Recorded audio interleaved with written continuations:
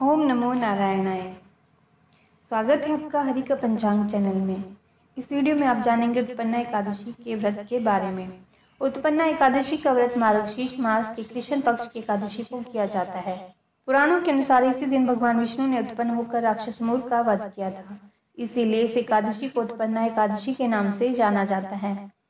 उत्पन्ना एकादशी का व्रत रखने से मनुष्य के पिछले जन्म के पाप भी नष्ट हो जाते हैं। यह दिन भगवान विष्णु जी को समर्पित किया जाता है और इस दिन व्रत रखने से मोक्ष की प्राप्ति होती है। उत्पन्ना एकादशी आरोग्य, संतान प्राप्ति और मोक्ष के लिए किए जाने वाला व्रत है। वैसे तो उत्पन्ना एकादशी मार्गशीर्ष महीने में ही मनाई जाती है, परंतु महाराष्ट्र, कर्नाटक, गुजरात और आंध्र प्रदेश राज्यों में उत्पन्ना एकादशी कार्तिक के महीने में भी मनाई जाती है। तमिलनाडु में तमिल कैलेंडर के अनुसार यह त्योहार कार्तिकाई मसाम महीने में मनाया जाता है।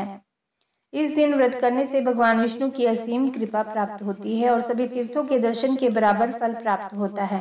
इस व्रत में किया गया दान का फल जन्मों जन्म तक मिलता है। इस व्रत में जब तपस्या और दान करने से अश्वमेध यज्ञ के बराबर फल मिलता है। इस व्रत को रखने से जीवन में हमेशा सुख और शांति बनी रहती है और देवी लक्ष्मी की भी कृपा मिलती है। आइए जानते हैं पूजा विधि।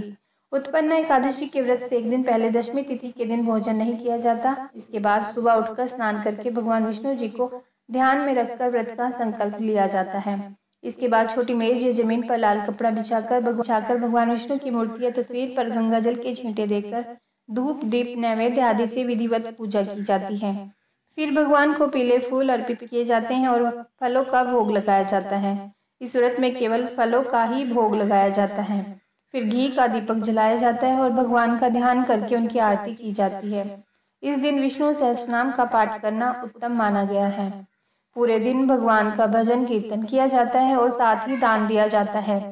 शाम के समय दीपदान के बाद फलहार ग्रहण किया जाता है। अगले दिन सुबह भगवान कृष्ण की पूजा की जाती है। जरूरतमंदों को भोजन कराया जाता है और उन्हें दान दक्षिणा दी जाती है।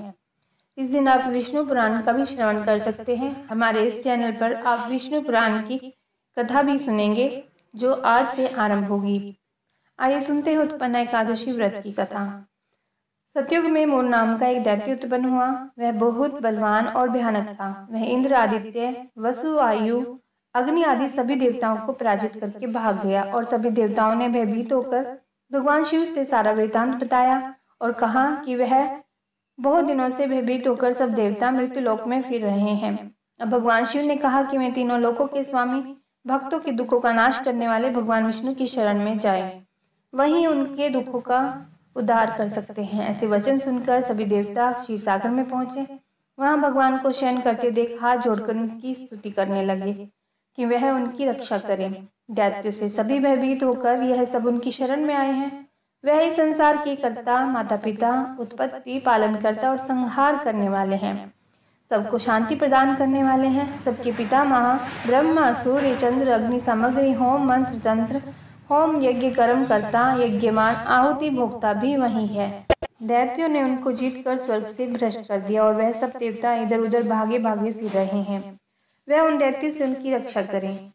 इंद्र के ऐसे वचन सुनकर भगवान विष्णु कहने लगे कि ऐसा मायावी दैत्य कौन है जिसने सब देवताओं को जीत लिया है? उसका नाम क्या है? उसमें कितना बल है और किसके आश्रय में है और उसका स्थान कहाँ है? फिर इंद्र बोले कि प्राचीन समय में एक नाड़ी जंग नामक राक्षस था। उसके महापराक्रमी और लोक विख्यात मूर नाम पर एक पुत्र हुआ। उसकी चंद्रावती नाम की नगरी है। उसी ने सब देवताओं को स्वर्ग से निकाल कर वहाँ अपना अधिकार जमा लिया है। उसने इंद्र, अग्नि, वरुण, यम, वायु, चंद्रमा, ईश, अभी सभी के स्थान पर अधिकार कर लिया है। सूर्य बनकर स्वयं ही प्रकाश करता है। वे कहते हैं कि उस दुष्ट को मारकर देवताओं को अजय बनाइए। यह सुनकर भगवान ने कहा कि वह शीघ्र ही उसका संहार करेंगे। वह चंद्रावती नगरी जाएं। इस प्रकार कहकर भगवान सहित सभी देवताओं ने चंद्रावती नगरी की ओर प्रस्थान किया। उस समय दैत्यमूर सेना सहित युद्ध भूमि में गरज रहा था। उसकी भयानक गर्जना सुनकर सभी देवता डर के मारे चारों दिशाओं में भागने लगे। जब स्वयं भगवान रणभूमि में आए तो दैत्य उन पर भी अस्त्र शस्त्र आयुध लेकर दौड़े। भगवान ने उन्हें सर्प के समान अपने बाणों से बांध डाला। बहुत से दैत्य मारे गए, केवल मूर बचा रहा। वह अविचल भाव से भगवान के साथ युद्ध करता रहा। दोनों के बीच महायुद्ध हुआ। 10,000 वर्ष तक उनका युद्ध चलता रहा। किंतु मोर नहीं हारा। थक कर भगवान बद्री आश्रम चले गए। वहाँ हेमवती नामक सुंदर गुफा थी। उसमें विश्राम करने के लिए भगवान उसके अंदर प्रवेश कर गए। यह गुफा 12 योजन लंबी थी और उसका एक ही द्वार था। विष्णु भगवान वहाँ योग निद्रा की गोद में सो गए। मोर भी पीछे पीछे आ गया और भगवान को सोया देखकर मारने को उद्यत। तभी भगवान के शरीर से उज्ज्वल कांतिमय रूप वाली देवी प्रकट हुई। देवी ने राक्षस मोर को ललकारा, युद्ध किया और उसे तत्काल मौत के घाट उतार दिया।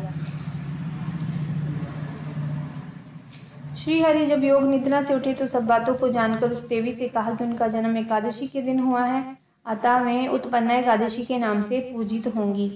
जिस दिन वह प्रकट हुई वह मार्गशीर्ष मास की एकादशी का ही दिन था। ओम नमो नारायणाय। यह आपने कथा श्रवण की उत्पन्ना एकादशी की।